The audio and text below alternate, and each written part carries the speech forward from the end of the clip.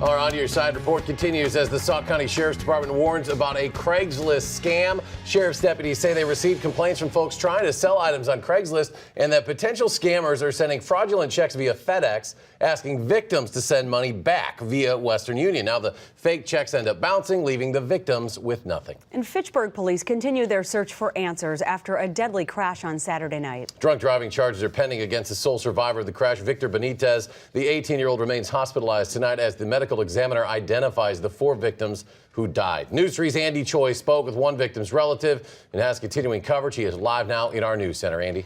Eric, 2 of those victims, ages 17 and 18, are from Madison, the other 2 from Rockford, Illinois. All of their lives cut short after a crash at the intersection of Lacey and Sain Roads in Fitchburg Saturday night. I don't know, I just still don't believe he's gone, like, from one day to another in the blink of an eye.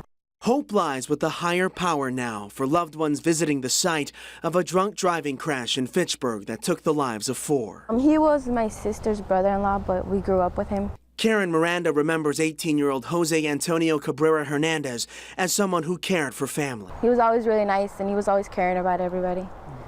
And he loved his kid. He had a son, I think it was. He loved his son.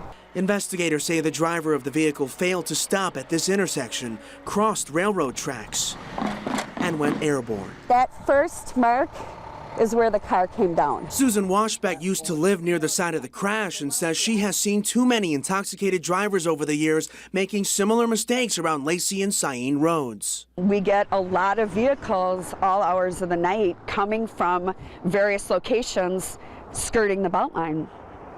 Skirting police. Skirting police. There's 4 people that are deceased because of the direct link to alcohol and driving, and eliminate one of those 2 factors and you greatly reduce the likelihood of a tragedy like this. Unfortunately, there's 4 families that are without a loved one.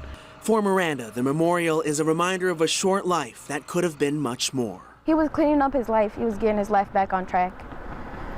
That's really sad, the part that he was getting his life together and just one poor decision messed it all up.